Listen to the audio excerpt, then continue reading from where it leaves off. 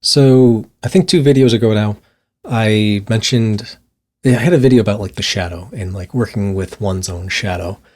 I Now that I started this video, I can't remember what it was about and what I talked about, but this video is jumping off of that one because hang on, let me use my brain. In that one, we were talking about how you don't have to engage with your shadow. I feel like shadow work's getting popular. The more I talk about it to people, the more I'm hearing it in passing conversation. So let's stop, define what am I talking about? Shadow. We're talking about Carl Jung's shadow. The shadow it's most often thought of as the parts and qualities, emotions, the characteristics of yourself that you reject or repress. You know, the parts of you that you really wish you didn't have, you're kind of embarrassed of, or, along those lines. That's how people usually use the word. And that's true. There's a lot of truth to that. It's just not the full truth. And I didn't realize this for like almost a year. It also includes unclaimed potential.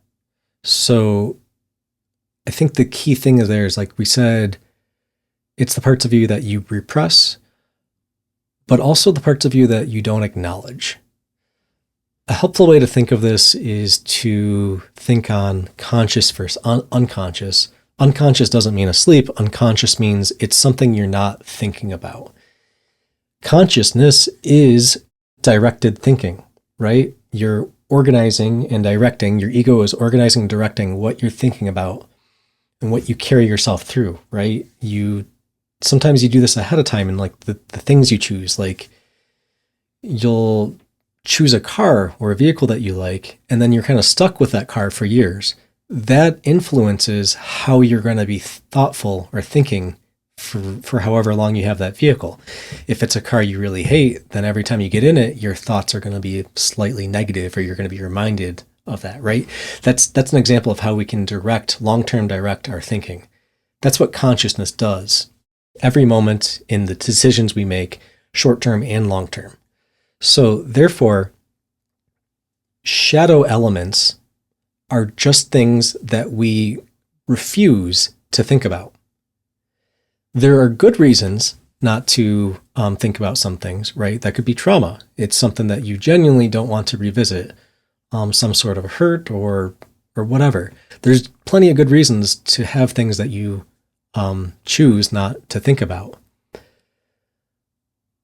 The reason we start getting into shadow work is because if you have things that you're never willing to reflect on, to look at, they will slowly build up to start controlling you. If I used this in the last video, I remember that. If your shadow is the thing that's behind you, like, where's my shadow? Yeah, my shadow's back there. If I never turn around and look at my shadow, then my vision is limited to something like this.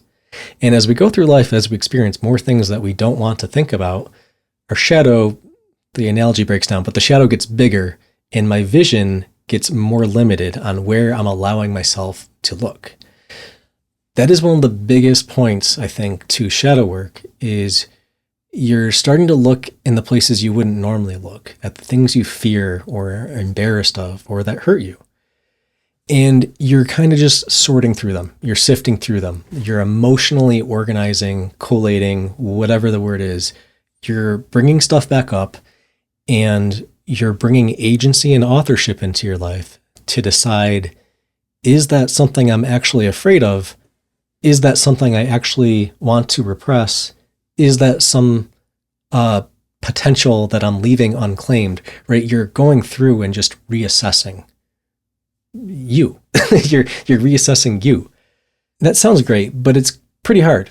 And that's kind of where I wanted to lead this video, is a couple of steps on how to start engaging with that. The first step is the easiest and the hardest. It is the easiest to do, but the hardest to set yourself up to do.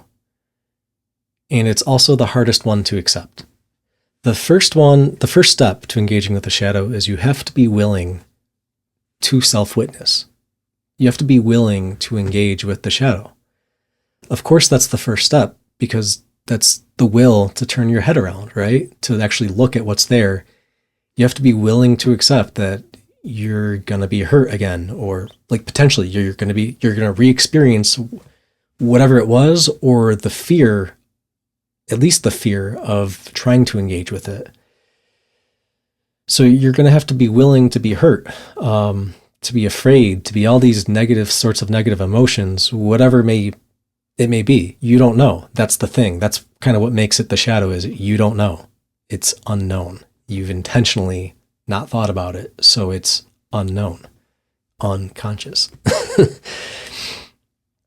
That is the easiest one.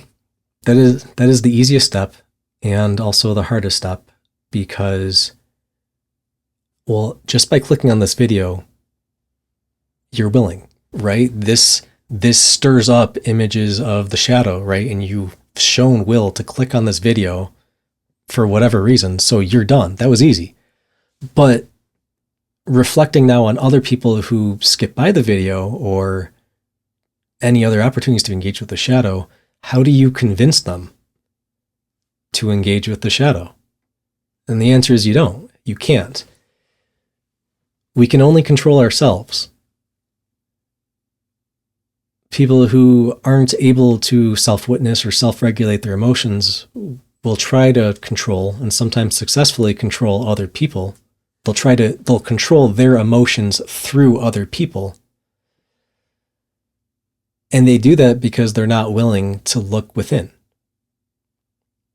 You can't convince someone because you can only control yourself. We can only control ourselves is like the first step. You have to exit that mentality of trying to control others to accommodate you. And you have to acknowledge that first. That's such a huge topic. I don't even feel like I'm making sense. It's such a huge topic. I don't really know how to break that down. And that's why I say it's hard. For both them and for you, me, for you, for us, let's say that. It's hard for us to accept that you can't make someone else engage with the shadow. That question almost immediately comes up as soon as you're willing to improve yourself, to reflect on yourself, to acknowledge what you're bad at. But there's almost always someone else in your life that you're wishing would do that. That's the first step, because you're changing your mind, you're changing how you come out at life, but you still have that social group behind you, whatever that may be, family or friends or college or whatever. So exiting that, you're going to start carrying some potentially like resentment and wishing that other people would change, and you may try to change them, but the first step of being willing to self-witness means it's on you. It means you're trying to work on yourself, not on others. And sometimes that means leaving people behind or relations behind. And that can be tough. Like very tough. So that's the reason I'm going to say this is like the easiest and the hardest decision. I feel like there's a huge curve of growth that happens in the first step. But it's actually, it's actually kind of easy. Also the easiest. All right, let's move on. Number 2. This one's interesting. How to engage with the shadow, right? Number 2, how to engage with your shadow. It's hard, we just said, to self-reflect or to get someone to self-reflect. When you're first starting, it's also hard to, like, you can be willing to engage with the shadow, but it's still kind of hard to actually like see a shadow element and genuinely like embrace it and integrate it. So this is funny. I think Claude told me this one. It's actually pretty good advice. One thing you can do that's really easy is you can look for people that you dislike. Yeah, right? You can look for people you don't like. And that makes a lot of sense because we project our dislike. When we dislike someone, 9 times out of 10, making that number up, you dislike them because you're seeing something you reject in yourself. dislikes are rarely random. You're not just going to dislike someone because they're someone. You're going to dislike them because they're doing something or acting in some way that you would never, right? It's something you would never let yourself do. So you're being judgmental of them because you already judge yourself. And that's why you don't do that thing that they did, that bastard, right? Like, there are other reasons to dislike people, but it's always going to be because they're crossing some sort of boundary or value. And that's useful insight for you to gather on yourself. That's a really good way to engage with your shadow, is identify people that you don't like. Number 3 is my favorite. It's called Active Imagination. I host a meditation group on Mondays. I'm going to be changing the name. I think I've just decided to DreamWorks or something. DreamWorks, Active Imagination, it's all the same stuff. What you're doing is you're dropping into your unconscious mind, the generative place where emotions and other unknown unconscious stuff resides. Doing active imagination is wonderful because you're letting your emotions to just flow and to be, to exist in whatever way, shape, in an undirected, right, unconscious, undirected sense. Your emotions are flowing and they come up as dreams, like daydreams or actual dreams or nightmares, right? Those are all unconscious emotions that are getting translated or interpreted by your conscious mind in a very low level sort of way, right? We're talking about dreams. A dream is a low level of consciousness interpreting an emotional expression. And that's why dreams will come out so bizarre and you'll see other people in them. But like we just said, seeing other people in your dreams is really just projection, right? You're just projecting qualities of yourself through other people, through your memories, through your relations and dreams. So active imagination, dream work, whatever you call it, it's all in the same bubble. That's a wonderful way because you're just trawling up unconscious elements, and inevitably a shadow element is going to come up in some way. One dream I had, I remember, I think I had this 7 months ago or so. I remember I was running around a city, like a town, and it was completely empty, abandoned. It was rainy, it was dark, houses were boarded up. Yeah, and I just remember running, well, not running, but escaping. I knew there was some thing that was out to get me. It was a nightmare, right? I was just trying to get away, and I was just walking around through an empty, abandoned city. And then at the end, I finally saw this shadow creature thing. It was humanoid creature thing. And, this is when I started screaming in real life. I was screaming in my dream, through my dream. Anyway, that thing came at me, and then eventually it lunged at me and grabbed me, and that's when I woke up. I didn't realize it immediately, but that absolutely was shadow material or shadow element coming to me through a dream. I think that dream was about repressed anger. I wrote that dream down, but I haven't spent the time reflecting on it to truly know or interpret it. But I'm pretty sure that was about anger in some way. It was definitely a shadow figure representing, I think anger. I think the characteristic of anger in me. And then the reason it lunged at me at the end is because it is me, right? In good dreams, where there's integration, it'll be a hug or, a handshake or some sort of good moment, good joyful moment, or a kiss or something like that, an embrace, because that's a moment of integration. In the nightmare, it took that same concept of embracing, but it was in an aggressive form, all right? That's very shadow-like. So that's a really good example of how active imagination or DreamWorks can help trawl up shadow elements and give you opportunities to reflect on what that was. I'm probably going to do that right after this video. It's been too long. Okay, and the fourth way to engage with your shadow, these are just various ways. They kind of stack into each other, but you don't have to do all of them. This fourth one I haven't done, and I hadn't thought of this. Makes a lot of sense, though. The fourth one is let someone trusted witness you self-witnessing. let someone else hear what you say what your shadow is, or write a letter to someone trusted, of what your shadow is, right? It's sort of like taking the embarrassment out of embarrassing is kind of the idea here, is like take something embarrassing that you don't want anyone to know and then tell your BFF, tell your best friend, tell whatever, your mom, your dad, or something like that. The idea is that you're finding someone neutral, objective, and someone that genuinely just loves you unconditionally in some sense, because being able to expose something that you really wish wasn't exposed and then not getting any, shame or rejection out of it is very healing. Okay. And the fifth thing, okay. So this was a list of how to engage with the shadow, but this fifth thing is really more of advice on while you engage with your shadow. And it's the same one as the previous video. Go slow. There's no reason to dive in, and I don't think you should dive in. Diving in would be overwhelming and overall just inconducive to shadow work, to emotional digestion.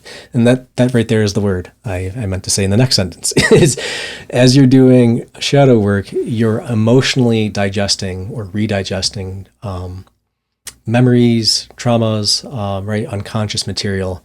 That takes time. That isn't something that you just, say in your inner monologue or you journal out and you consciously analyze it and say, oh yeah, okay, done, moving on. No, you need time to emotionally reprocess that. And that's going to be happening over nights. It might happen the same night that you digest something or you consciously interpret something.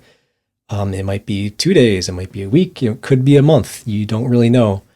It doesn't mean you do one thing, stop and wait, unless that's genuinely the pace you want to go at. But you can't just keep going and think you're done. Like you can't just keep diving in and then immediately saying, okay, I'm good with that, moving on. That's just putting it back in the shadow, right? The whole idea here is to engage with it and create acceptance and to integrate it, right? Integrating is the key word. I really like that word because it's not about acknowledging and moving on. It's about carrying it forward with you. And the fifth thing is to go slow. I kind of already covered that in whatever video ago. Right. If there's parts of your shadow that you're not willing to experience yet, I highly recommend going slow because you can't control what comes out. Looking for disliked people, what was that, number 3? It was number 2, is a really interesting one because that actually is a managed way you can approach what's in your shadow. But ultimately, you can't truly know what's going to come out of it because the shadow is the unknown.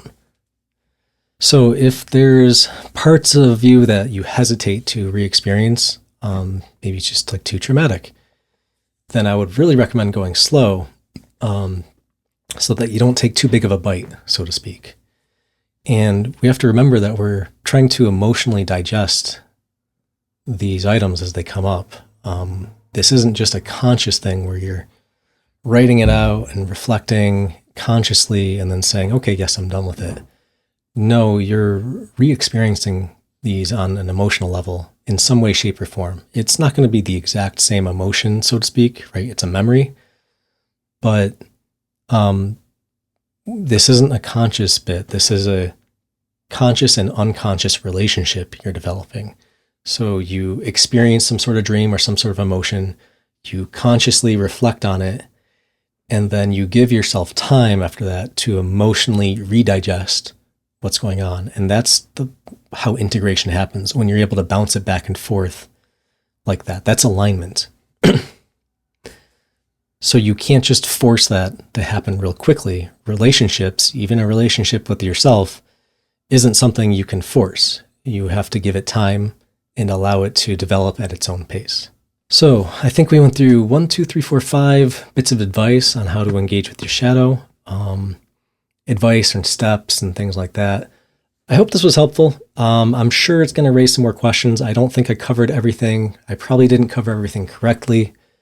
So if you see a mistake, let me know. If you have a question, let me know. If you found this helpful, let me know. Thanks for watching.